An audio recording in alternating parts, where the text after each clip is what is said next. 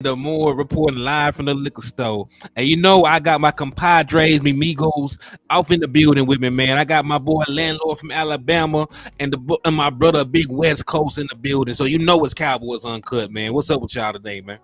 Yes, sir, man. We in the building, man. Uncut on a Saturday night. You understand? It feels nefarious in the room. I don't know if it's just me. It just feel a little more different tonight. You understand? We back live in effect, man. Let's get it. Hey, Man, and you guys already know it's your boy West Coast looking around like a chicken with his head cut off, looking for his phone chargers. I know I brought him down here somewhere, but that's how you know I'm in the liquor store. Because you know when you go to the liquor store late at night and you just be wandering around on aisle 6, thinking about what they got on aisle 4, knowing that they only got 2 aisles. You know what I'm saying? So I'm really looking up and down the aisles trying to find out if I want these chips or if I want to get these goddamn Skittles over here. But Henny up here looking at me like I need to hurry up and buy. So let me get on and do hell what I'm about to do. nah, you It's Gucci, the boy man. West Coast. We live in the building. You already know what it is, man. I ain't gonna introduce myself. Y'all know the 3 things we must do, and that is first you need to hit that share button. Why you need to hit that share button? Why? Because there's some crazy ass Cowboy fan that don't know we live, that need to know we live right now, right about right now. You feel me? Second thing I need you guys to do is on Facebook, there's these things called stars. What are stars? It's the same thing they are on YouTube. They simply a way for you, the content watcher, to support the content creators. And who are those? That's your boy West Coast Cowboy, HTM, and Landlord. You feel me? Absolutely. Hit that star button. Hey, you looking at 3 monetized content creators. Ain't no Let's more get free, it. Randy. All right. That would have been the perfect drop. Ain't no more free, Randy. You want to start paying me for this shit. Congrats to HTM Sports, man. We got you in there, man. You in there now. You're a Man, made indeed. man, man. You're a made man. Yeah, man. You know, I am now a made man. You know, we're sitting here, you sitting here with the Cowboy Mafia, man. You know, nothing but made man. You got to make a phone call for you can touch anybody at this table, man. So, you know. Absolutely. Absolutely. we Absolutely. in here. But hey, real quick, let me show some love to some folks that's done tapped into the liquor store. I see Peasy done poked his head in over here. Double R, part of the wrench gang that slid through the door. Salute to you. Miss Regina Green with the green that slid in. So salute to y'all. Also remember, if you come into the liquor store, if you slap the shit out of an Eagles fan, man, you will get half off all the merchandise inside the liquor store. And we got Cowboy Readers, we got Gene, we got Hen, we even got Eagles Tears. Now, that is a step down from Fitter now, so y'all really be careful when you consume that mess. But, you know, if you are daring, we do have that in stock as well. Absolutely. If you are a maniac, you know what I'm saying, you might want to mess with them Eagle Teals. I wouldn't recommend, though. I would not recommend. But okay, shout out to everybody rocking with me over here in the trap, man. Shout out to Jay Worthy. Shout out to Miss Regina Green with the green. Double Law, T-Mo, Matt Badney Gold in the building, man. Shout out to the Quincy Coleman in the building, man. You know what I'm saying? Shout out to everybody rocking. Indeed, man, indeed. So, you know, we're going to have a natural, real deal conversation because, you know, the Dallas Cowboys are gearing up. They're really off right now, right? They're gearing up to go to Oxnard, and we're going to see all these guys, you know, pretty much play for their football lives, the young guys. You know how you would just talk about it, I'm a made man now. I'm able to sit at the big board table. I ain't got to wear, you know, the little kitty handkerchiefs to keep food from getting on me. Like, it's grown man business over here. So, you know, there's grown, you know, already affluent players already. We know Dak Prescott's not playing for his job. We know that CD Lamb is 88. He is secure what the hell he got going on. But there's a lot of guys on this team, man, that are, you know, trying to make the team. You know, there might be some guys on the roster. There might be some guys that end up being CDL truck drivers. Facts. So, you know, we're gonna see which way that goes. So I just want to ask a general question. What are some of the things y'all are looking for in camp? Like it can be a particular group, it could be a particular player, but what are some of the things you are looking forward to in trying to dissect at camp? Well, to keep up with the theme, you know, I want to see everybody outside of the made men. You know what I'm saying? I want to see who trying to get Godfathered in. So, of course, I do want to see who will emerge as the what they call it, the capo of the tight end room. You know what I'm saying? Who gonna take over? Because somebody came on my channel trolling me because I said Jake Ferguson gonna outplay Schoonmaker in the first year. But we got to see who gonna actually step up and be the alpha, the big dog in the tight end room. That's what I want to see. I think that's gonna be something to keep your eye on, and who will step up as wide receiver 4, and of course running back 2. I say running back number 2 gonna be interesting too. I agree, Wes. I'm, I like that. I like that rah-rah. You know what I'm saying? I ain't about that rah-rah, but I like that rah-rah gangster stuff. You know what I'm saying? So I want to see these wide receivers going up against, going up against Diggs and Gilmore and that young boy Van. And then also Izzy, a guy that played in the playoffs that, I think a lot of people aren't even taking in consideration. You know what I'm saying? And then another guy like, what's up with Jordan Lewis, right? Right. You know what I'm saying? Like Jordan Lewis is playing for his proverbial $4.7 million. You know what I'm saying? Or at least he's basically playing to show the Dallas Cowboys why he's worth $4.7 million. You know what I'm saying? He's not even playing to get a starting position. You know what I'm saying? He's playing to show the Dallas Cowboys why it is worth them paying him a check of $4.7 million this year, because the Dallas Cowboys could easily walk away from him and save that type of money. And the Cowboys will easily do that. So I'm looking to see what brings out of that Michigan man. If you want to know a player specifically, it would be Jordan Lewis. On offense, I would have to say that boy Cavante Turpin, man, who I'm actually going to be hanging out with this Tuesday in El Paso. Shigading, you know what I'm saying? I'll be bringing y'all some content from there too, so make sure y'all tune in. But yeah, Cavante Turpin, that's a guy on offense, because if he's simply just running down the field, on go routes all day, then I'm gonna be kind of discouraged, because that's something I've already seen him be able to do. You know what I'm saying?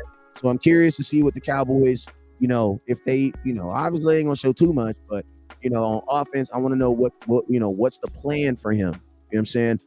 In 2023.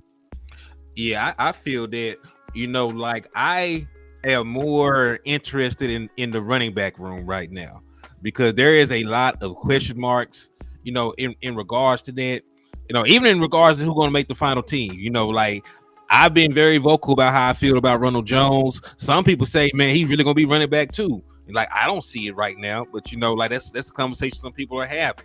Then people are saying like Malik Davis might be able to take the next step. And some people are saying, man, y'all sleeping on Deuce Vaughn. He going to do this, that, and the third. So that is really going to be the main thing that I'm going to be paying attention to. Because one, we know that Brian Schottenheimer is going to be running a very run-dominant based offense. When you look at what he did in Seattle, they were the number 1 rushing attack in 2018. They were the number 4 rushing attack in 2019. And even when, they let Russ cook in 2020, they still averaged over 4.8 yards a carry. So they were still one of the most efficient running attacks in the NFL at that point.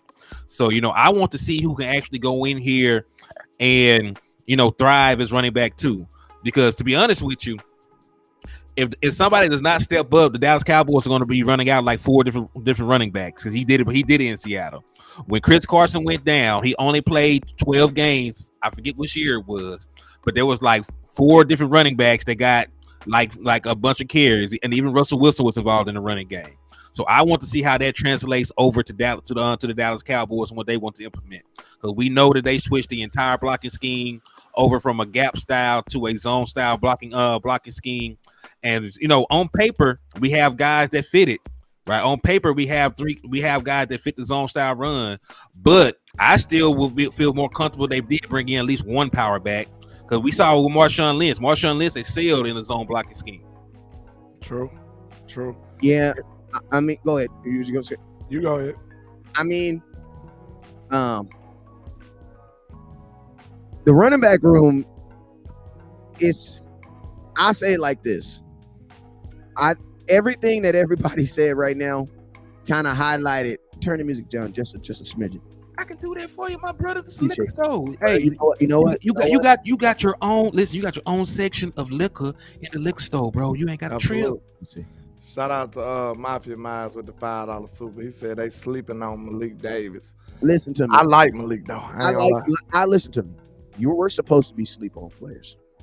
Let me just establish that. Until they wake you up. Until they wake you up. Because if you're woke on someone who hasn't done anything, you know what that is? That's wishing and hoping. And I'm sorry, man. We can't wish and hope.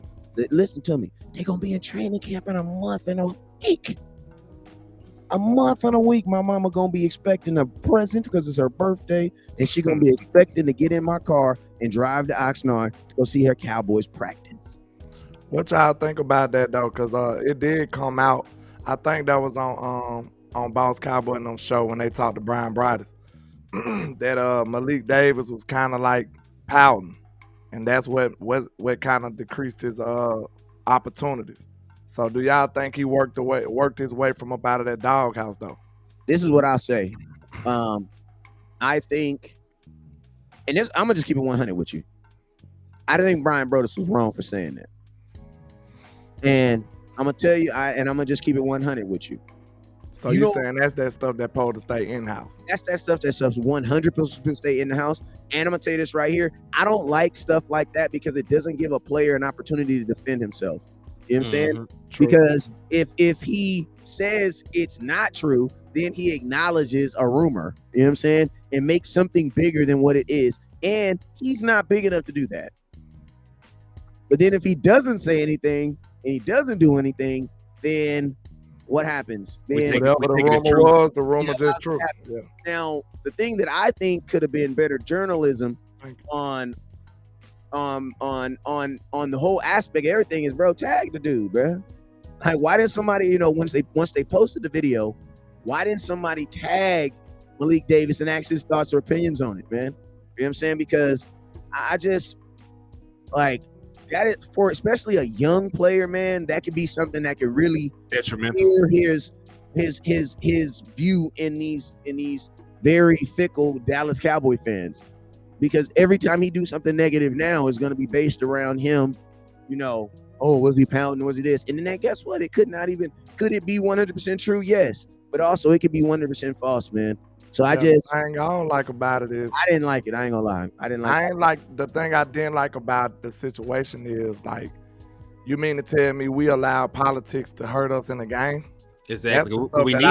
I don't want to go through that, because I was a victim of politics when I was a younger playing football, and as a player, it's nothing you can do.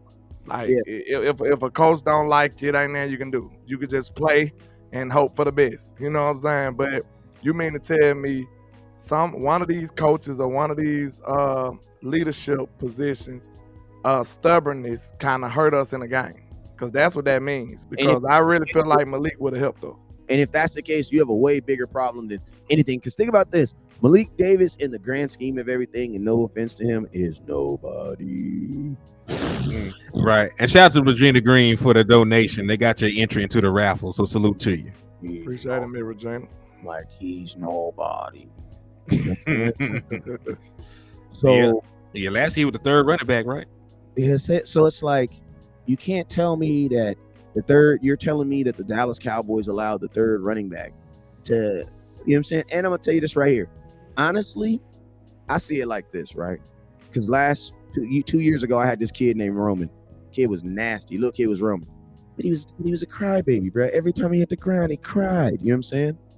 So you know what I told his dad one day at practice? I said, look, man, I don't personally give a damn. He can cry while running the ball into the end zone. You know what I'm saying? Because, I'm still going to give him the football. You feel me? Because the boy got loose. You know what I'm saying? Yeah. My thing is this. I don't give a damn what he felt about the game. Bro, are you kidding me? I'm going to hand you the football. I would have took it. I would have made it like, this your chance to prove me wrong then. Bro, you know what I would have said? This is why I have a problem with it, is because you don't even hand him the ball. So that means someone made a conscious decision not to hand him the football. Because he didn't even get an attempt. He didn't get an attempt. And listen, like, we allowed that guy needs to be fired. Whoever decided that guy should be fired. I hope they already fired. I hope they're already off the team. Yeah. I want y'all to put this into perspective. That's not even how the Dallas Cowboys historically operated when we were winning championships. Like, we know, like, the kind of things that Michael Irvin allegedly did, You know, Charles Haley threw a damn water cooler at or was it a helmet? He threw something at Jerry Jones. So, you know, we did not give a damn about any of that kind of stuff. Pouting, wanting the ball, you know, calling folks out, cussing folks out. We didn't care about that when we actually winning championships. So, you know, that's the wrong mindset to even have when you're trying to have a productive team.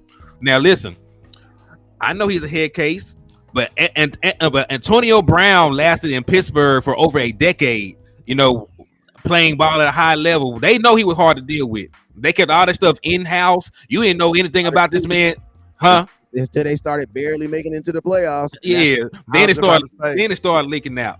But you know what I'm saying? Like, were you in the playoff? Were you in the playoffs and doing this, that, and the third? Like, they swore up and down that Antonio Brown was a model citizen. He was a God-loving man. They didn't say nothing bad about that man. Bro, I was just about to say, like, you assuming that this ain't the new school and like they actually keep secrets or something. Like, bro, this is the social media area. Everything is out in the open. You know what I'm saying? If nobody on the team don't get it, it might be a trainer that get it. It might be a janitor that get it. You know what I'm saying? Somebody gonna get that story. So it's just kind of a whole different time, man. I really hate it. But like we said, if that's what's hindering us from winning games, that's just ridiculous. Like, we need to play supposed to trump everything. See, like, with me being a Bama fan, man, Nick Saban, that's one of the things he brought into our culture. He like, bro, if this freshman can play better than this senior, bro, he is playing. I don't care what you saying. This dude is finna play because he's better. That's that's the way you supposed to play football. If he's better, let the man play. Exactly. Man. I mean, that's the competitive nature. That's you have to keep football like that because that's what prevents football from turning into the NBA. You know what I'm saying? A sport that nobody really watches, bro. Like, knock it off. You know what I'm saying? Like, we have a favorite NBA team because we're supposed to. But it's like, you know, we watch the NBA like some of the homies got dogs. Like, they got dogs, but they don't walk the dog. You know what I'm saying? They don't rub the dog. They don't take the dog to the park. They don't do none of that, bro. The dog is in the backyard on a chain. Got worms. Yeah, and every other day they throw some leftovers on a plate. You know what I'm saying? Don't even look the pole dog way. Yeah, bro. Can't look in the eyes. Oh, they just got a dog. I mean, I got a house. I got a dog too. I gotta get a dog. Gotta get a dog. Name? He'd be like, dog. The dog name was Dog. What's the dog name? Black Dog. That's the name of the dog. The black one. Wrong. What's your dog's name? He got multiple dogs. He called one on the black one. The black dog. The black one, the short one. Call him that dog. What's the dog to that dog? What's the dog name to that dog? That's the dog name. That dog. Yeah, man. I mean, that is the culture that you want. That is the competitive nature that you want. One thing I've noticed one thing I've learned about coaching is, you know, that's probably one of the harder things to do, you know, when you coach, you know, other kids, you know what I'm saying, while coaching your own kids, because you want your own kids to be successful. But at the same time, you know, I love the moments where I knew that there was another kid who could get a job done or get me in a better position to make plays. And I did that. I went with that. You know what I'm saying? Because then guess what? In those moments when I was like, I'm going to my son, I was 100%, and it was 100% football, and there was no daddy ball involved. You know what I'm saying? Because I knew that, hey, if in this moment my son wasn't best for that moment, I'm okay with going away from him and going somewhere else. Yeah, you gotta be unbiased as a coach if you're gonna be successful. Like, to a certain degree, like you can't be showing favoritism. Like, you'll be losing the game on purpose at that point. You know you need a hammer and you're gonna pick up a screwdriver. Like, that's foolishness. You know what I'm saying? Everybody has their strengths and weaknesses, and you're supposed to use players to the maximum of their ability. So if you're not gonna do that, you don't have no business coaching, man. So that's all I'm saying. I don't want politics hindering us. That's all I'm saying. Right. But, you know, just in the discussion of being in general about the running back room as a whole. So, you know, we have these guys and they're all improving at this point, right? We can't really say Malik Davis, you know, can do the job because he only got 30 carries last year, 30 carries overall last year. Yeah. We can't really say Ronald Jones can do the job because he ain't did shit in 2 years. Like he has Wait a been minute. hold on. Y'all be going so hard on Ronald Jones. You and Wiz. Ronald They be like, Jones. Ronald Jones is I'm like, I don't know nothing about the young man, so I'm just learning from y'all.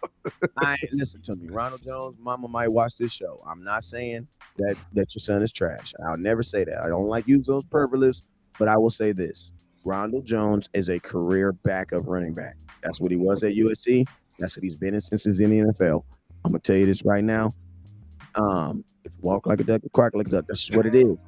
I think that the worst thing that the Cowboy Nation can do is what we try to do with players every year, and that is not accept what they are. Like, listen to me. Some of y'all need to do. Listen, I'm about to get in your business. This is Cowboys UnCut. Here we go. I got my shirt open. Got taco. Some of y'all need to take this approach in your relationships. Stop making it. He's not the one.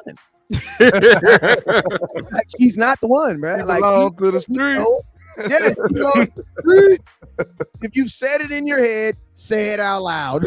She belongs to the streets, bro. Let her go, bro. Yeah, man. Y'all hear this up here loving on the girl. You can't keep telling you there's frost on the side of her mouth every time you catch her come in the house at 2 o'clock in the morning. Like, eventually you gonna have to put 2 and 2 together, my boy. We done. We done. Well, you ladies. This is that is not frosting. Sorry. That is not frosting. Like that, man, that is not it frosted. It ain't that many Jellyfield donuts in the world. Like, bro, you're gonna have to accept what is going on, my guy. There's not even no donut shops open at 2 o'clock. What she doing? Slide through the door, and she ain't bring you no donuts either. That is not Verizon Wireless calling at 3 in the morning, sir. It is not. I'm sorry. That is not Jake from State Farm calling that late. That is not Verizon, not Pizza Hut. No, Pizza Hut say, listen. We are not gonna hate on nobody because Cowboy men don't cheat. But I will. Straight up. Yeah, man. So y'all killing me with the Ronald Jones, but okay. Far as the DB room, what y'all feeling about the DB room? Because that's best in the league. We talked about Jordan Lewis. He's rehabbing, coming back. But outside of Jordan Lewis, I feel like Deron Bland should be cornerback 3 for sure. So outside of him, who you got? I mean, bro, like who gonna have opportunity? Like, I'm not up here high side and being a homer when I say we have the best defensive back room in the National Football League. We got a all pro, on one side. We got a former defensive player of the year on the other side. Deron Bland just had 5 interceptions from the slot position. Crazy. Jordan Lewis, your number 4 corner right now. He's been a starter this whole, there's not a 4th corner in the league better than Jordan Lewis. You can't go on the team. And he pissed off. And he mad too. So yeah, then he pissed him off too. I ain't gonna lie to y'all.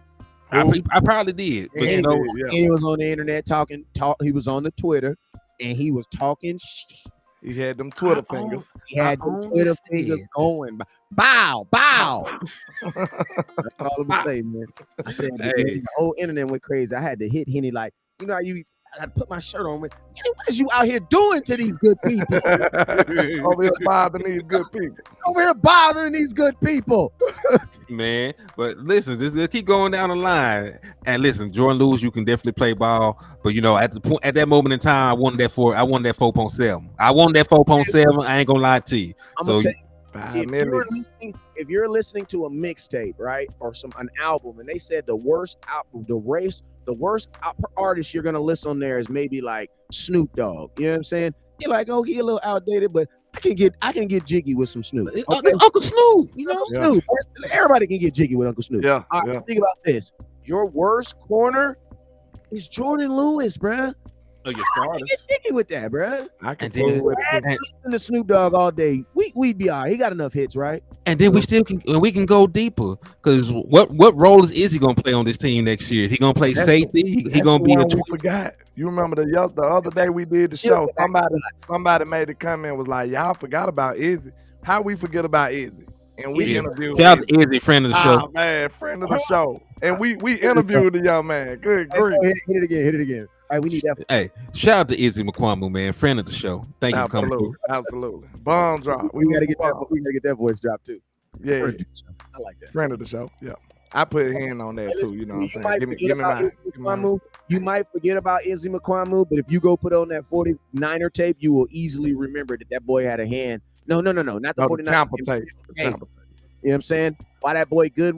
Everybody was talking about Godwin was gonna go crazy. You know what I'm saying? He went crazy. Yeah, he lost his mind and got locked up. Trying to figure out how to get free and got locked up. Yeah, he lost his mind trying to figure out how to get free. Like, this man got the clamps on me. God dog. Yeah. And I'm gonna something else. Something else that since we just on some camp stuff. You know what I'm saying? I was on that West Coast, so my mind is a little elevated right now. You know what I'm really thinking? Micah Parsons. What's that? You said you were switching positions. Let's see how much Tupac you was really listening to. His word on the street is you said that, but I ain't really heard the Cowboys back that up since you said that. No, Dan Quinn came and tapped him on the wrist, bro. Dan Quinn said, "Nah, you know, if you ask Dan Quinn said, yeah, you want to know about position changes, ask me." Pause. Dan Quinn snapped on his wrist. Yes, he did. Now y'all know West Coast been under a tree been under a brick for a couple days, so I need y'all to rewind that back and play that what you just said right now. So Mike Parsons said that he was doing a position change. You're saying somebody asked Dan Quinn, the defensive coordinator of the Dallas Cowboys, about Micah Parsons changing positions, and he said that Micah Parsons is still going to be a pass rushing linebacker, and that you want to ask anybody about position changes, you need to ask. And listen, Micah Parsons ain't said shit about a defensive end since then. And also, listen, if we're being honest, right? To be fair to Micah Parsons and to be fair to Dan Quinn, Micah, you already had 488 pass rush attempts. You have the year that T.J. Watt won Defensive Player of the Year. He had 70 less pass rush attempts than Micah Parsons did. You're already rushing the passer more than most of the dudes in the league, Micah. You don't necessarily need the title of defensive end. They're already going to rush you. Hit those legs. They're already gonna rush black you. Man in America that ain't came up in this truck. Hold that up, because last time I checked,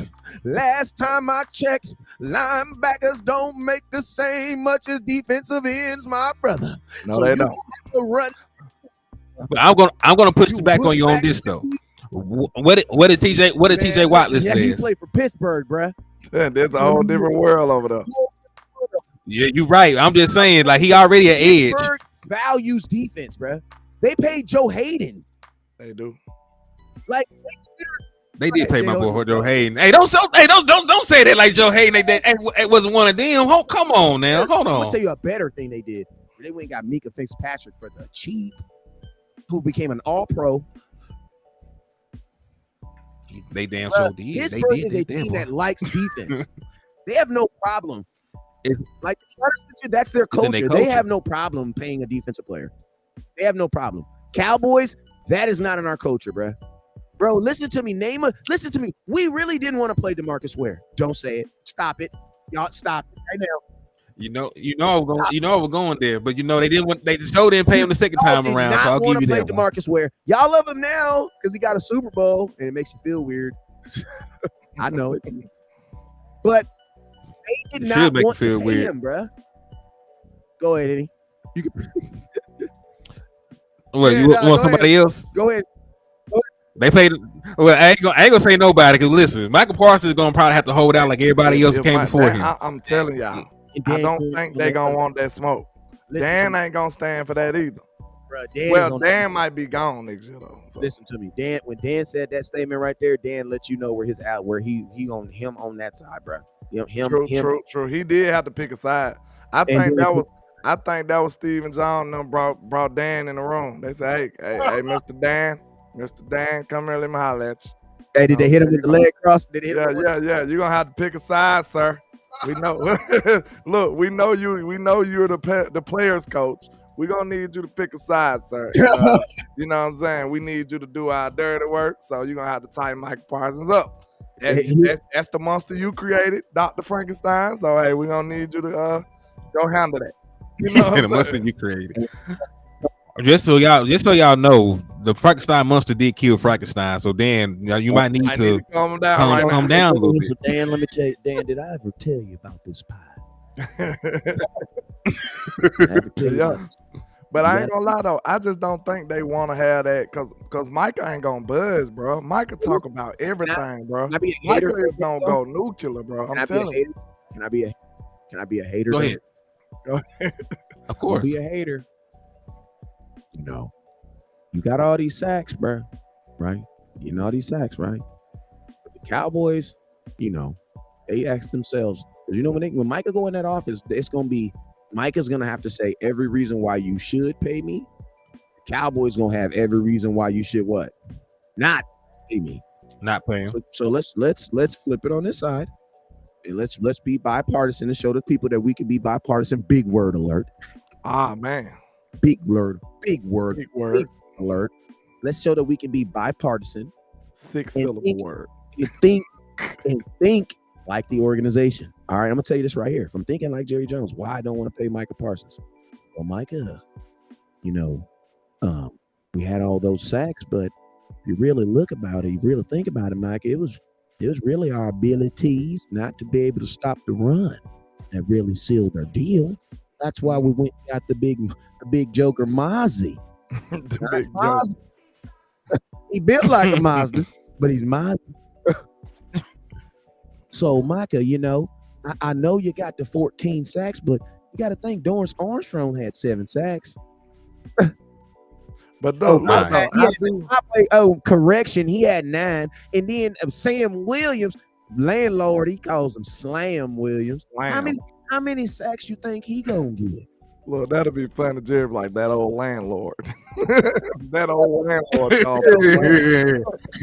That good old country boy down there now. Do we really think that sacks, or the ability not to get sacks, because DeMarcus Lawrence got paid and he wouldn't get no sacks, is gonna be the difference between we winning it all?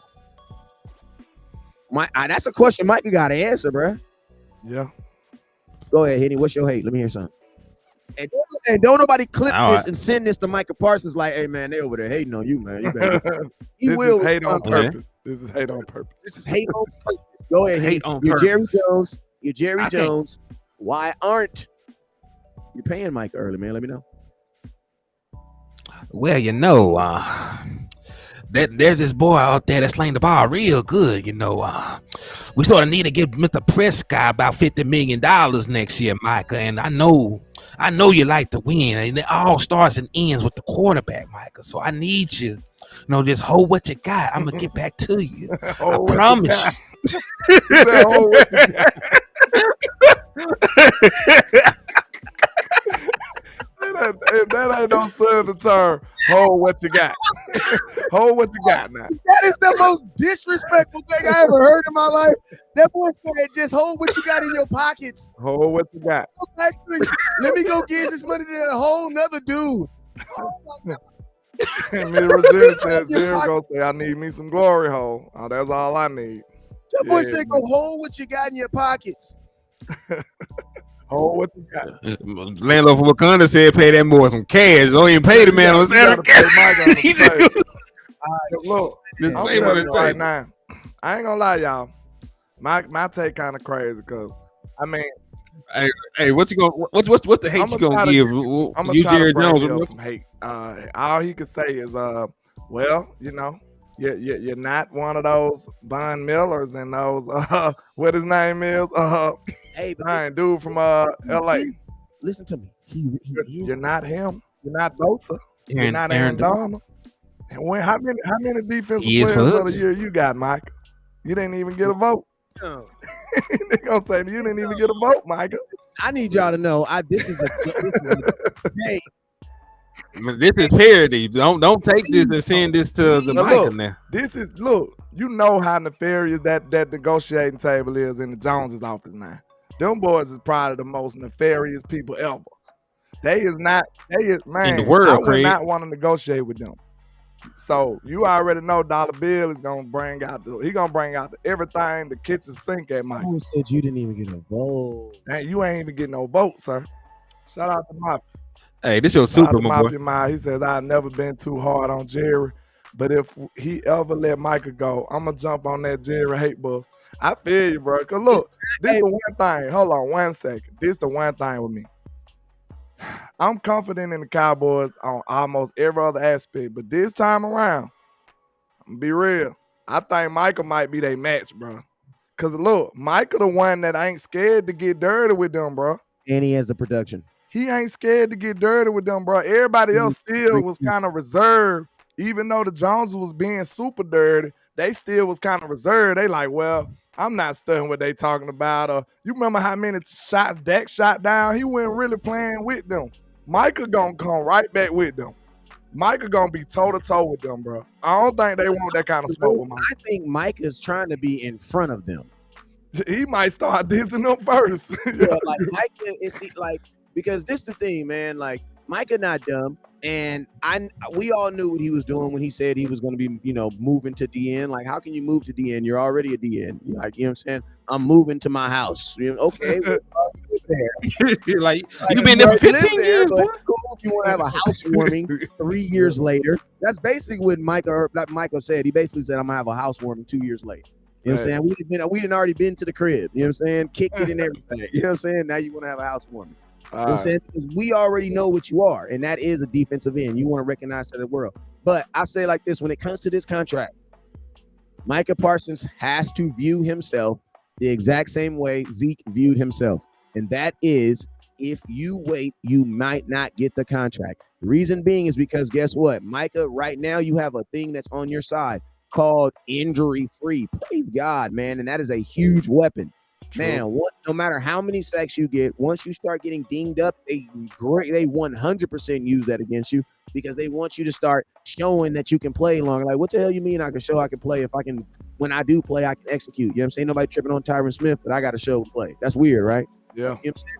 So that's that. Like, if I'm Micah Parsons, you need to, because I'm not wishing it on nobody, but the NFL is 17 games of just smash contact. It is not about it's about when it's going to happen and how long. You know what I'm saying? If you're Micah, you're trying to have that conversation before then, man, because you've been through 2 years. You're 100% healthy. The Cowboys have done a fairly good job of managing you and keeping you on pace. But, Micah, you gotta get your pay year 3, man. That's a good point. He probably do need to start thinking about long-term security. You know what I'm saying? Because, bro, you playing at a dangerous position. Because once you get injured, bro, that money goes down. Yeah. Yeah. And then now that's an even bigger case they gonna make against you. How many games you miss, Micah Parsons? You know what I'm saying? Now you want to cash in why they can't say nothing like that. You don't have any injury concerns. You ain't missed no games. You need to cash in as soon as possible, though, for real. And I'm gonna tell you right now, Zeke and Dak did not start have injuries until like after year 4 and 5, bro, because that's when your body is like, damn, like you still going? And like, yeah, like, and you got to think like, as you're a younger person, you break your bone, and guess what? It takes 6 weeks to heal. You break your bone at 40 years old, it may take it 3 months. You know what I'm saying?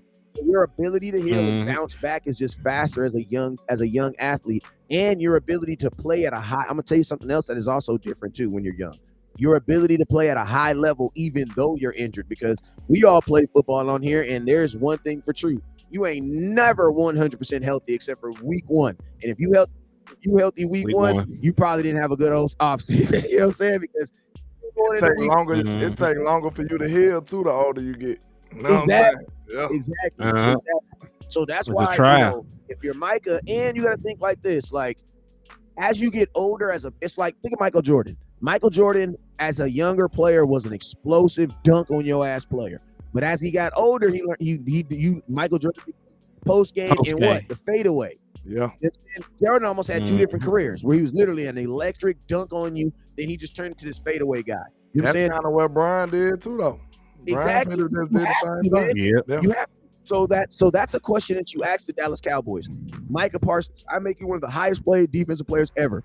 What does the second player become? Because we're not gonna say that you know what I mean, that one's gonna be able to keep at that same level, right?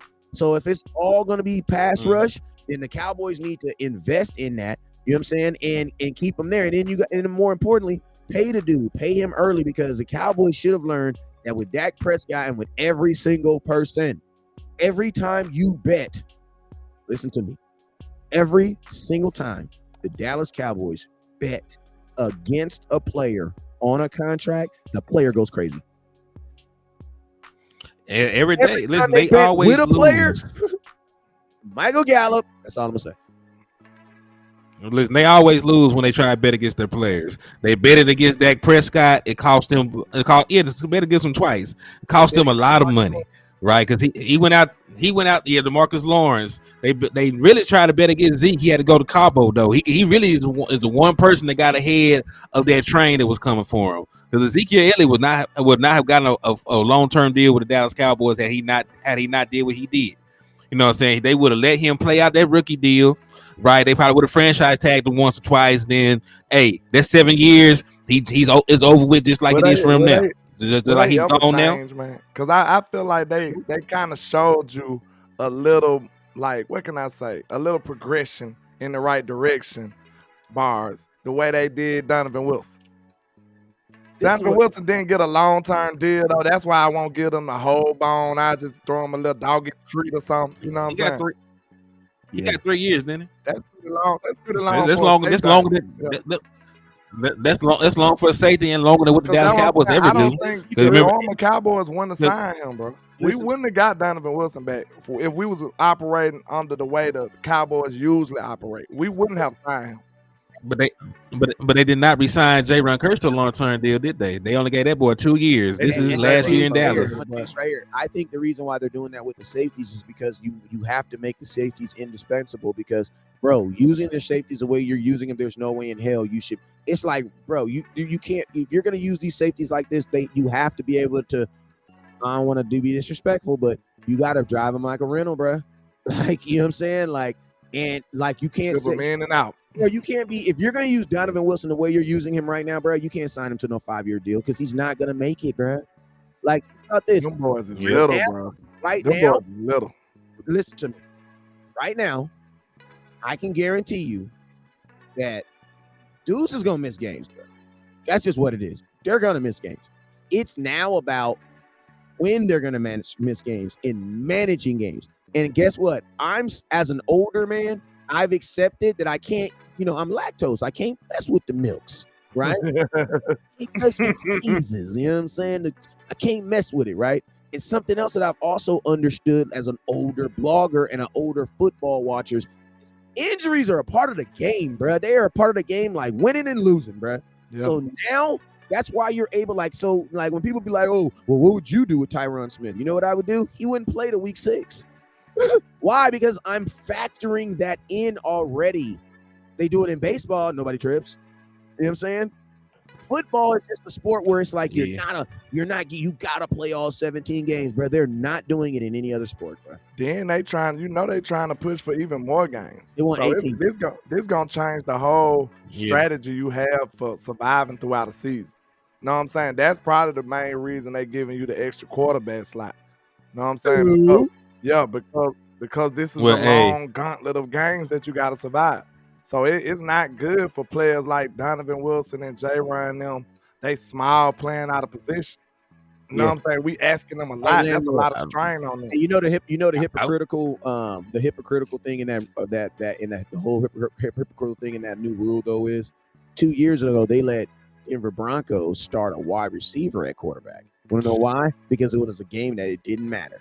Yeah. Oh, but when it happened to the 49ers in a playoff game, they get a whole rule change. You know why? You want to know why though? Because I just want everybody to recognize that. That's it. That's the truth. It's not right, but at the same time, far as they brand go, they probably they worried about the quality of the product. What can I do? The quality of the product. Yeah. So they like, well, this the playoff game. We can't have that no more. You know what I'm saying?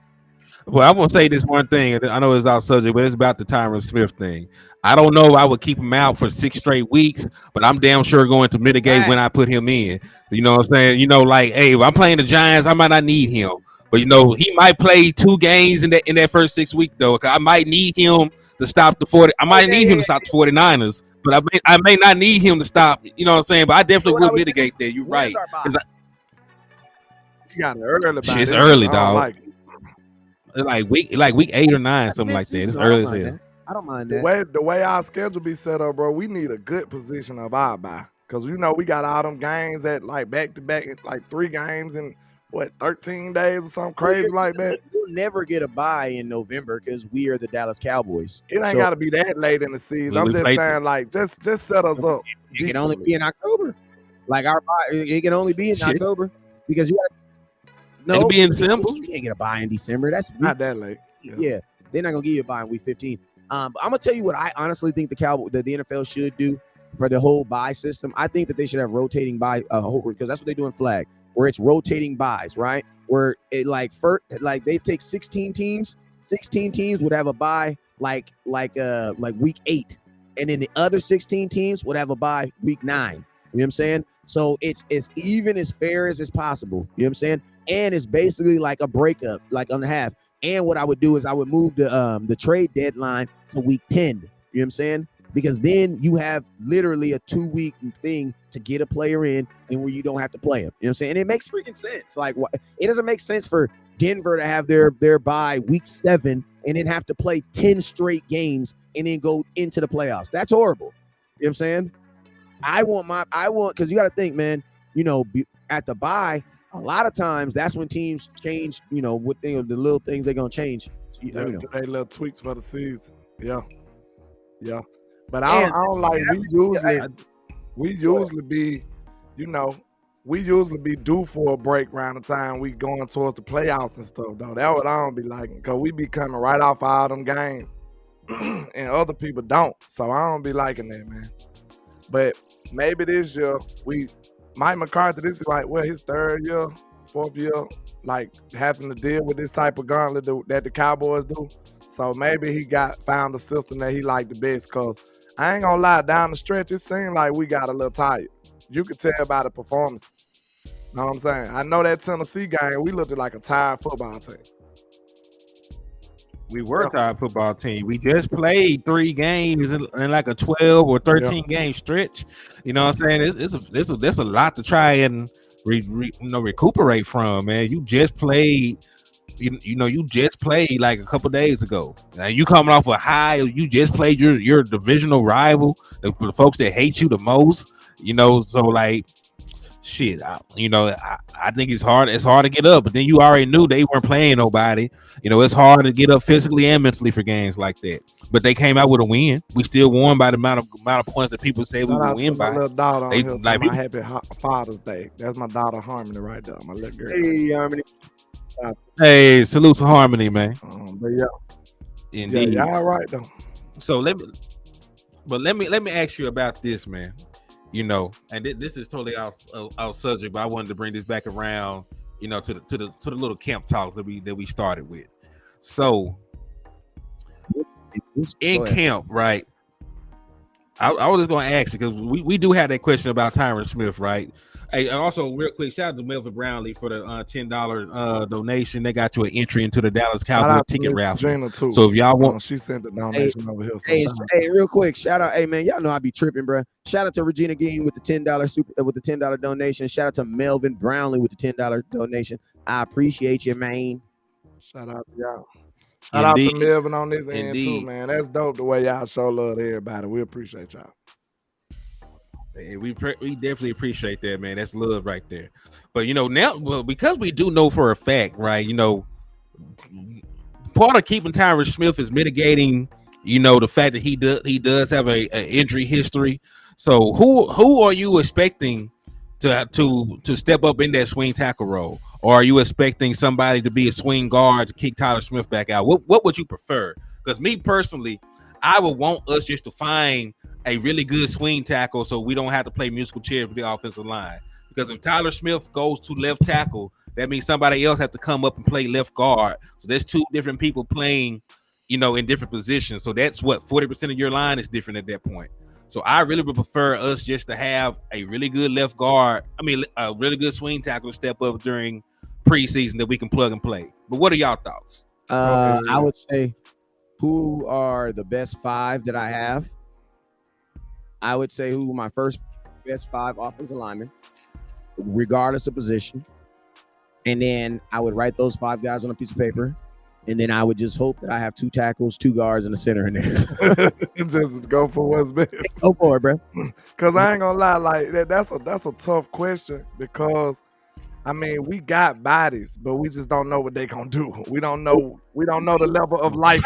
Just go with the 5 best. Just go with the 5 best and just in whatever positions, bro. Like actually 4 best because Zach Martin is where he's at. So that's for sure one you got. You got Tyler. I mean, we know what our top 5 is. It's not. Has there been an injury update on Terrence Steele? Is he practicing? I have no earthly idea. You know, that start on the pup or something, but I don't know.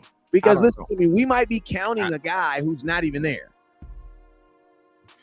Well, see, they already said let's go would be right tackle 2 if he was to go down. And he played right tackle. Left tackle. He playing both in off season. Edoga.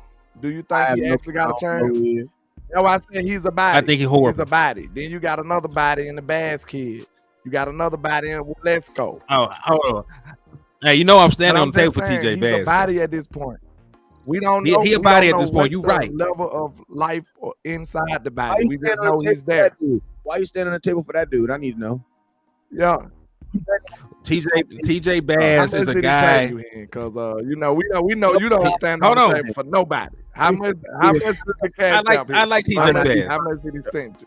Hey, you better pay me. Listen, he ain't sent me any. He ain't sent me any amount of money. That's how we get. He ain't sent me any amount of money. Hey, that's how I work in the track. Hey, first and foremost, man. Hey. We started. Hold on. Now listen, if somebody if somebody was to pay me, there would not be a paper trail. I want you to know this. We got levels to this shit. We started out talking about the mafia, so hey, we had to have a little extortion in there. I want to know what's up. Why you like him so much? For real though, but TJ Bass, he's a guy physically that I think is plug and play. We moved to a zone style scheme. He was the highest rated zone blocking player in the NCAA for 2 years straight. So that's one of the reasons why. Yeah, before you just what I'm saying. Oh my God, bro. So like we moved to a scheme that he thrives in. He was one of the best guys in the NCAA doing it. He already has the size and the power to play guard. He really was a left tackle / guard at Oregon, but he's not athletic enough to really be a left tackle at the next level. So they moved him to guard. So I think he'll be a guy that can come in. I already told landlord, I think he can come in and contribute before Austin Richards does. That's another body. Man, we got so many bodies on this O-line, bro, but we don't know what they gonna do. I got to start reading the show notes. You know what I'm saying? Because look, we got Austin Richards. We got the dreaded Josh Ball. I knew you were gonna say Josh Ball. This like Harry Potter. We shall not name. We shall not speak or whatever. You know what I'm saying? Whatever they say. I know they would have said not be named. You know what I'm saying? So we got Josh Ball. We got Austin Richards. We got Matt Walesko. We got who else? We still got Avante Collins. We got a lot of bodies, bro. I like Avante Collins though. I like Avante Collins. I love that boy, he man. should get more reps, but he don't. That's what I don't understand. Is that the politics? We don't know. I sat here. I sat with my own 4 eyes and watched. I watched Avion all 40 was. Yeah, I got 4 of them. I seen that shit in HD. So, I sat here with my own 4 eyes and saw Avion Collins outplay Josh Ball in every aspect of the game, and they still rolled Josh Ball, big happy sorry ass out there like he was the answer for something. So, it might be politics. Josh Ball might know what somebody's hitting it. Man, he just getting that Noah Brown love, man. He found somebody in the building that love him. And he love him back, you know what I'm saying? And they rocking with him, bro. Like, that's just what it is. Like, man, you got to find you some good friends. Like, we need to find friends like Noah Brown had. You know what I'm saying? Straight up. Josh Ball knows somebody who knows somebody. That's what it sounds like to me, because ain't no way he's supposed to been getting the opportunity. Then, I believe wasn't he the first man up when somebody went down last year? They put Josh Ball slap in there, too. No, they put Josh Ball in during that Houston game, and he immediately gave up and hit on Dak Prescott. Slap in, bro. Immediately. Yeah, I remember that. They put him slap in like, how? Look, this is the problem. Now, of course, to a certain degree, you got to put the players in the position that they play. So maybe he was the best. What position he feel? Like the guard? I think he feel the guard at the time. Maybe he was the best guard. I doubt it. But maybe that's what they felt in their head. Listen, Josh Ball would not be the best guard on an XFL team. You got to be better. You chose violence. He got to be better. No, I ain't got to do shit. He got to be better. He is the one trying to protect the $40 million man, and he up here letting folks, put hit sticks on his ass like it's Madden. Hey, we should never look, Wes. I blame us. Because Hen was not this nefarious at first. He was not. Nah, landlord, you told me. You told me. We can shut his blame, bro. We can shut his blame. Because we made him way too nefarious, bro. He supposed to have been on a 5, 9. Hen is on like a 17. I don't know what's going on. I don't know. Listen, you told me, man, it's not about being in front of the camera, being a character. You just need to be yourself, Gary. Okay, I can do that. Don't ever listen to me again. I don't need to do nothing. Look, Miss Regina brought it to my attention. Miss Regina said, "Hey, man, y'all been hanging around y'all too much. Y'all done made Hen nefarious." I said, "Yeah, you right, Miss Regina. You right." He said, "No, I don't need to do nothing." I ain't protecting nobody like this. You got this man life in your hands. You out there playing like that. Like, you should be ashamed of yourself. He said he gave up a sack immediately. Like, good grief. Like, man, they hadn't even blew the whistle yet. Dak Prescott got hit. He got me sweating him, man. And Dak trying to get paid this year, bro. And Dak getting paid this year. Yeah. Man, Dak getting paid. He ain't gonna pay no $59 million. Yeah.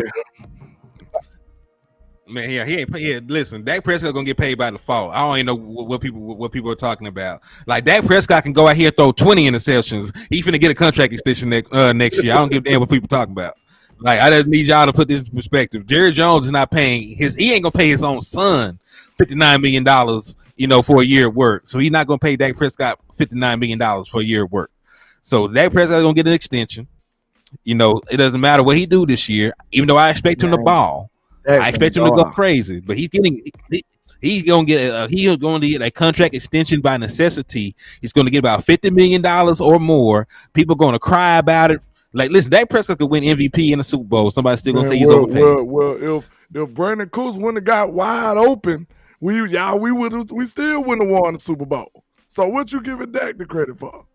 Man, I'm like, no, that's sort of the point of you. Listen, Dak Prescott, they want Dak Prescott. If Cooks wouldn't have caught that pass that went right in his hands, we wouldn't have won the Super Bowl. they want Dak Prescott to run for 100 yards. They want him to catch he want to throw the ball to himself, catch it. I just want to know what they want from that man, bro. Like, hey, Dak Prescott is the only dude in the NFL that got to win with style points, like it's still in college. Like, you trying to win, get them Heisman votes. More, bro. Like, it's just crazy to me, man. It's crazy. Like, they gonna find a reason to hate on that young man. I don't get it. That man Dak, I thought it was just, it ain't just Dak. Cause me and Boss kind of went over that discussion. Who probably got the most hate though? Romo or Dak? I don't know. That's a good question. Probably Romo, to be honest with you. Probably Romo. You think he got more than that? I think Romo. I think it's hard to say because Romo wasn't really in the social media era. Like early on. So think about this: no social media. That was major networks right now.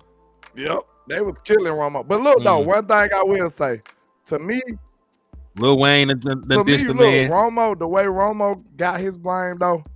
He had a lot more tragic moments, like in the big moments. I don't think they was all on him because I said it on my show. And we is not. Let's top it now. No, we ain't gonna go through all that. Let's go. Look, this is all I'm gonna say. No, he had more wide open moments. Nope. We're not doing this. We are not doing this. Nope, because I ain't got time. Nope. I rock with Romo. Romo, my guy. Romo, my guy. Nope. Nope. Oh, Troy. That's Troy, ain't it? Man, what you talking about, boy? Oh, that's 9. That's 9. That's 9 on there. We is not doing that because that people. That's I ain't gonna. We can't do this tonight. Nope. Not tonight. It is almost Father's Day, man. We're gonna let Wes make it, man. Night, though. We can definitely do it another. We'll do it another night. Debate. Who had the most hate, Romo or that? About Romo, bro. Like Romo, man. That he got the Romo sucks. I'm out, man. Hey, man. We gonna go live at some point tomorrow, man. But listen, we gonna do this Romo show. Let's do it. You is not gonna be sitting up in here. Oh, I told you, I'm a Romo guy too. I like both. We was down 14 points, and you saw Romo running out that sideline, shoulders jigging it like this. I'm out. Yeah, man. Hey, Romo was out there balling though.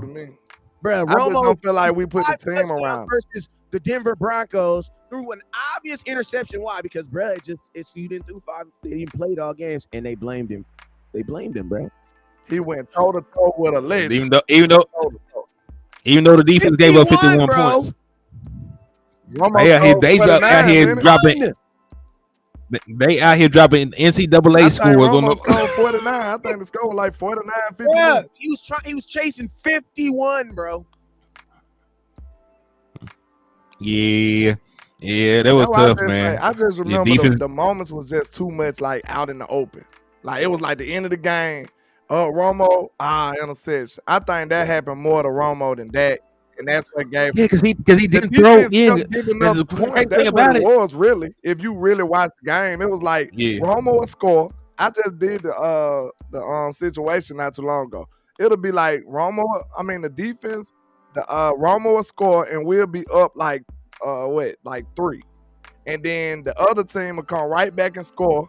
Now we down, and then now Romo got to score in like 1 minute. That was the situation like almost every time, like real talk. So now Romo got and like you said, and we're situational because Tony Romo has a better interception ratio than Peyton Manning does. It don't even sound like we less interceptions than Troy Aikman. I'm out. I gotta go. I'm out. You leaving? You leaving for real, good? Oh, okay. Well, that's understandable. Then, landlord, you got a life? I probably need one. Let me see. Well, you gonna rock with me a little bit longer, man? Well, we can. Let's see what the people say. Do the people want us to keep rocking? Y'all want us to keep rocking? Yes. Y'all want us to keep rocking? Let me know, cause I know Wes got to depart from us, but if y'all want some more, I can give y'all a little bit more before we can close the doors of the liquor store. He said, Miss Patricia slid through. Said Romo had a top 5 offense and a bottom 5 defense. It was ugly with Romo. All the time. It was ugly. Like, Double R said, let's Tony go. Romo led the league in comebacks. You want to know why? Because they were always down, bruh. Always down. They were always down, bruh. If we could teleport to when Romo was playing, bro, and go like 3:00 p.m. on my time and tune into a Cowboy game. I just told you the situation. Cowboys down 4. We gotta score a touchdown. Cowboys down 4 with 1:30 left. Where we at? Probably about the 35-yard line. He got to really drive to do it, and it's not gonna work out every time, bro. It's just not. Man, you ain't lying. But shit, they saying keep rocking, landlord. You down or what? Time for the people, man. It's for the people. All right. Y'all be blessed, man. My daughter back home tonight, so we taking her out. We can go handle some dinner, some other stuff, man. So you already know what it is, man. Y'all never look at the stars up. All right. Let's go. Hey, happy early Father's Day, boy. Happy Father's Day. All right, well, hey, we in here. Yeah, man, like that, yeah. I don't want to talk about the stuff that happened to Tony because that was a bad time to be a Dallas Cowboy fan. You know what I'm saying? Like it was, and that's one of the reasons why I think Dak Prescott gets a little bit too much hate. Because even though he has not been a perfect quarterback, there's no such thing as being a perfect quarterback. He has not had 3 consecutive 8-8 seasons. He ain't never had a season where he only had 6 wins under his belt. You know, we've had a winning season or at least a 500 season every year that Dak Prescott has played. Matter of fact, this man has a top 25 win percentage all time. Like all time. Like there's only like 23 quarterbacks in the NFL history that has a better win percentage in regular season games than Dak Prescott does. Happy Father's Day, so you, Patrice. Thank you. Yeah, thank you, Miss Patrice. Salute to you. So, you know, like, it's not like he's out there losing a lot of games anyway. And even when you look at the postseason, like, the man had like a 3-to-1 touchdown interception ratio. So he's still 3 times more likely to score in the postseason than he is to turn the damn ball over. So, you know, I think it's all optics. You know, just because we don't end up winning the game, somehow I think it's just low-hanging fruit. I think it's just people don't know what they're talking about. They just look at, hey, if the quarterback don't win it, it don't supposed to be won. That's not. I said this, Hen. You will have to be a stone cold fool. Like, there's no way to look at this, no other way to look around it. You would have to be a fool if you was a GM and you constructed your team to only depend on the quarterback. That's not how it goes. That's not how it goes, bro. You would be a fool to do that. So the burden is not solely on the quarterback, man. You can do it with if you build your team in the right way. The quarterback can help you get it done, but it's not solely on his shoulders. It's not. Mm-hmm. And hell, if you want, you know, proof of that, look at the 49ers and what they've done. Like, they went to a Super Bowl with Jimmy Garoppolo, and we all know what his postseason stats look like. That man was not out there balling like that. You know what I'm saying? Like, matter of fact, I think I keep throwing this stat out. He had like 4 postseason wins. He's like 1 touchdown to 3 interceptions in those games. The game where he actually had to throw the ball, they've lost, Super Bowl included. So, you know, it's always different levels to this. Like, you don't necessarily need an all-world quarterback to win a Super Bowl. Like, that's why we seen Brad Johnson's win a Super Bowl. We seen the boy with the Ravens win a Super Bowl. Yeah, and hey, I'm not gonna lie, Joe Flacco is like, he's one of the best postseason performers in NFL history. Look, that just shows you how skewed it is. Because normal football play, what was he then? Just like Eli. Average. What was Eli below as a average. normal quarterback? Most of the time below average. Guy, he has some decent just seasons. Got a string of luck. I won't say luck because he did it twice, but I don't know, bro. Well, you know, you do need good luck to end up winning a Super Bowl, though. You know, ask Matt Ryan. You know, sometimes you need to throw the ball directly to a defensive back and just have them drop it for no reason. Straight up. Because I just don't get it, what I'm bro. saying? Like, you know, I think they just do it. It's just all BS, bro. I was almost about to cuss, but it's just BS. Because look at this. They use them type of stats and them type of arguments about quarterbacks they like and not on the ones they dislike. They don't do it on the ones they dislike. They just say, okay, he didn't get to the Super Bowl, so we'll say the ones that got to the Super Bowl, they get them all the credit in the world if they like them. If they don't like them, then they don't do it the same thing. You know what I'm saying? They'll be like, look, the people that like Jalen Hurts, he got to the Super Bowl, so now he's the best thing since sliced bread. If you didn't like him, they'll be like, well, the team got there. They just do it like that throughout everybody. If you like them, you'll give them the credit for the Super Bowl. If you don't, then you don't care. Just like Nick Foles. Nick Foles won a Super Bowl. He had one of the best playoff performances. Where's the love for Nick Foles at then? Where's the Nick Foles love? Like, man, listen, Nick Foles won the only Super Bowl MVP in Eagles history and lost the job the very next year when Carson Wentz has. Where's the love for him?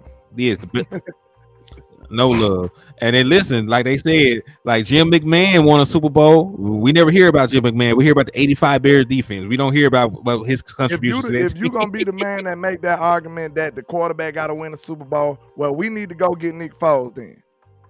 Why he ain't the starter at nobody's job?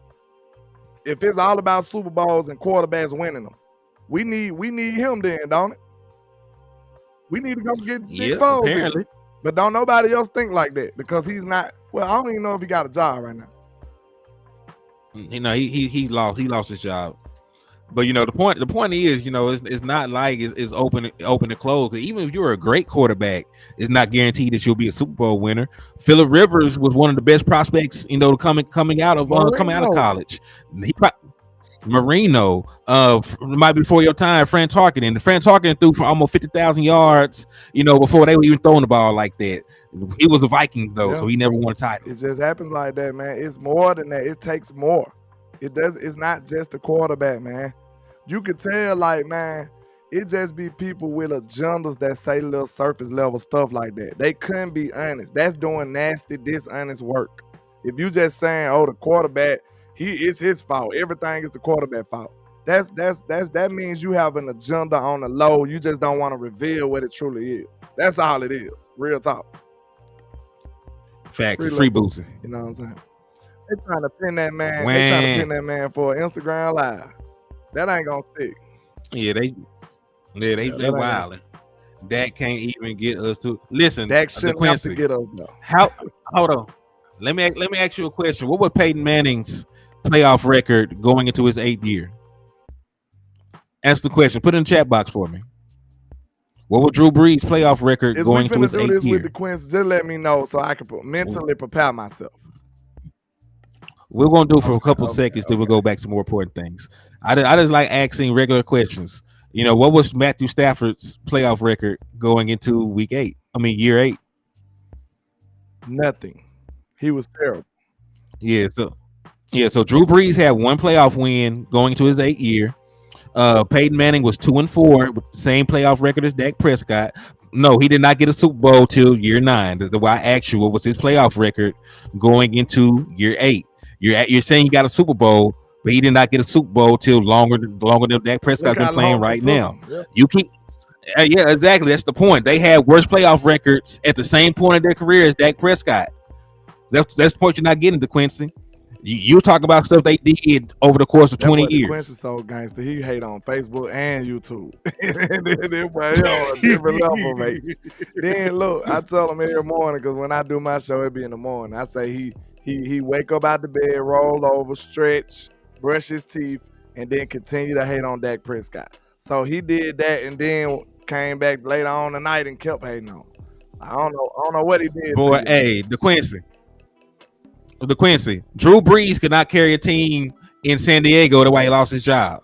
When did he carry a team to a Super Bowl? I could have sworn that they had to put hits on niggas to win a Super Bowl in New Orleans. They had a whole bounty gate. Then Peyton Manning ass had 3 Hall of Famers. That man had 2 Hall of Fame wide receivers and a Hall of Fame running back, and was getting tore out the frames. I don't want to hear about nobody getting carried. That man could not beat Tom Brady to save his mama life. If Rodgers did it one time, but he failed all the rest of the time, like that don't mean nothing to you either. You still have the same mindset. Rodgers can't carry nobody. He was losing to the same team Dak been losing to, the 49ers. That's who Rodgers been losing to. So I just don't understand. And actually, Rodgers had a worse game than Dak did against him. Mm-hmm. Got the brakes beat off him at home, man. They supposed to be playing the frozen tundra. They ain't care about that. They went in there, punched that boy in the mouth. They've been taking that man money since forever. He said, "Don't do that." Brees lost his job in San Diego due to injury. That might be partially true, but they still went and drafted Phillip Rivers on his ass. But we just trying to let y'all see, bro. It's not only the quarterback. It's not. The quarterback gets way too much credit too, actually. If we're going to be honest, he gets way too much credit and he gets way too much hate. That's just the nature of the quarterback position. But in Dallas, it just seems like every year. I don't even know why that's the conversation in Dallas. We know good and well that Troy Aikman was 1-15 before he got them superstars on his team.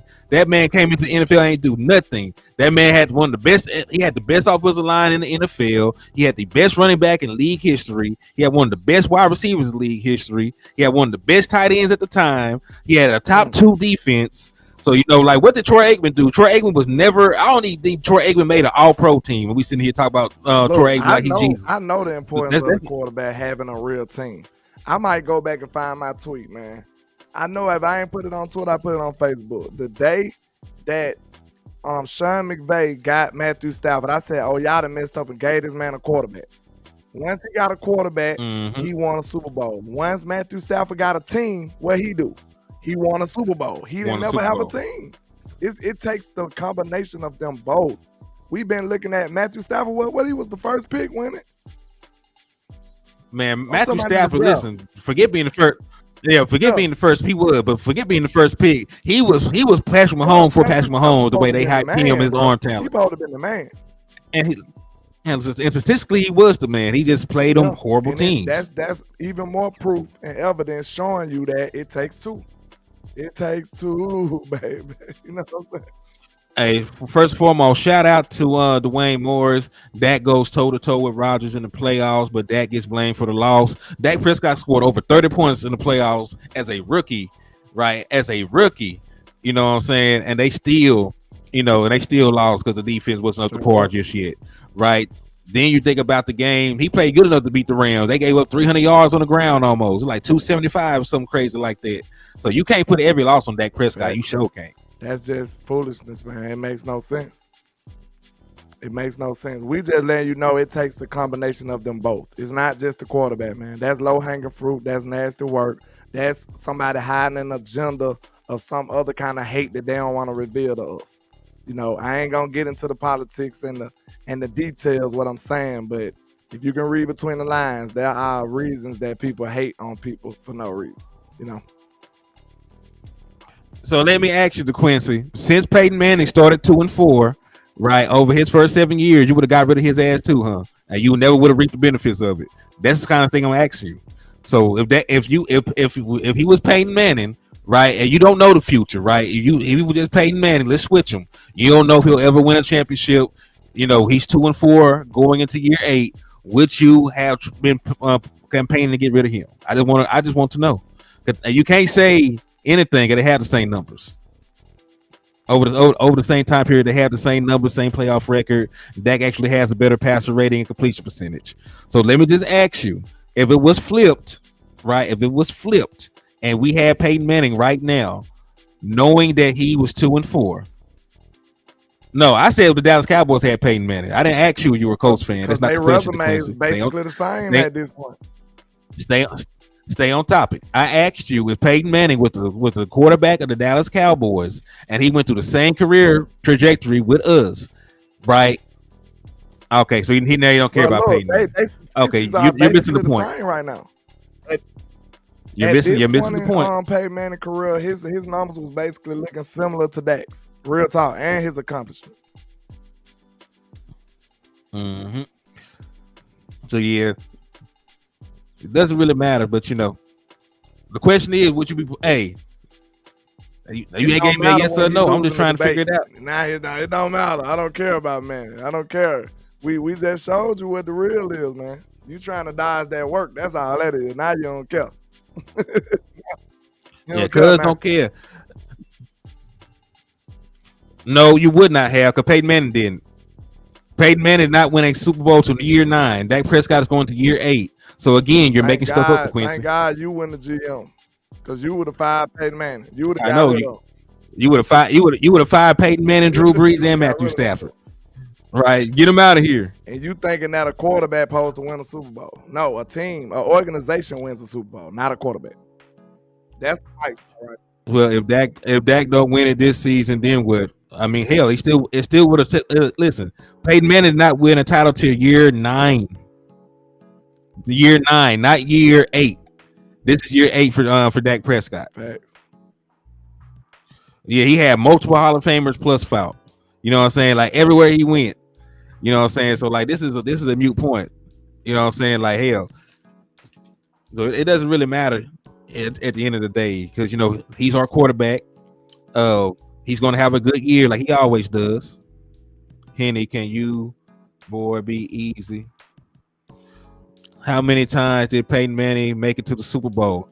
He made it like 3 or 4 times. Yeah, after year 8, he made it multiple times to Quincy. That's the point. Like this is you want microwave results. And listen, even if you think that Peyton Manning is a better quarterback, why would you hold Dak Prescott to a higher standard than Peyton Manning if he's better, right? So why are you holding him to a Manning-ish level? Why are you doing that? Or Drew Brees level. Drew Brees didn't win a championship to year 9. Matthew Stafford didn't win a championship to year 13. Elway didn't win a championship to like year 15, even though he went to one. He got toe up. Every other time he got to the playoffs. Link, that's on your channel. His name Link Hennythemoor. He said What'd he there are say? more Hall of Famers players that don't have a ring. Exactly. This is not easy, folks.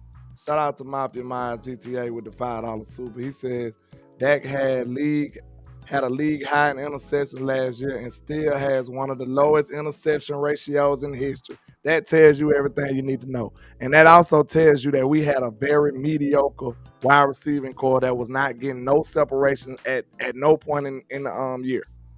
Like nobody outside of CeeDee Lamb was getting separation. Facts. Hey, shout out to my brother, the original people sliding through the door, man. I see you, my guy. Say, how many times did he make it to the Super Bowl, gets his team to the playoffs? I don't know. I know for a fact at this point in his career, he was 2-4. Like he was 2-4, just like Dak Prescott is right now at the same point of their career.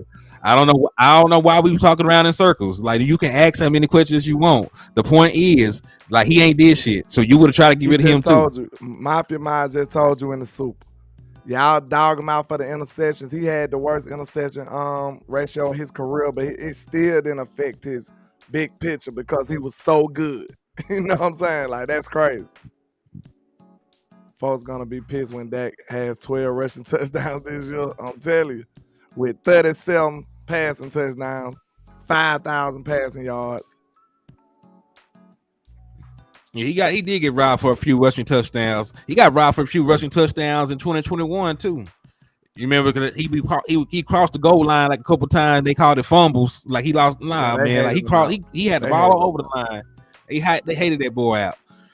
But you know what, man? Just like from a real conversation though, you know, just disregard like the manic comparisons and this and that. We know we're moving to more West Coast principles this year.